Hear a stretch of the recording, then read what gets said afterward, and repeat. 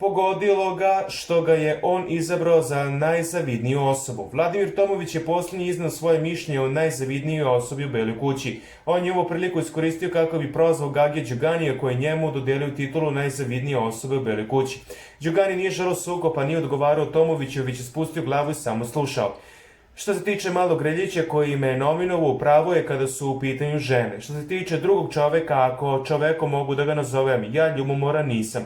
Danas nije bila tema zavisnost od koje se ti leče u godinama.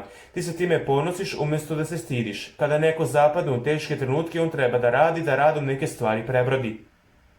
Treba da se pokriješ ušima i da ćutiš ovdje dok te drže ćerkini fanovi. Kad prestanu da te podržavaju, treba da se kao posljednja kanta G pokupiš odavde. Zavidim Stefanu Kariću, Mirku Gavriću i Kendiju jer su stabilni, a ja to nisam.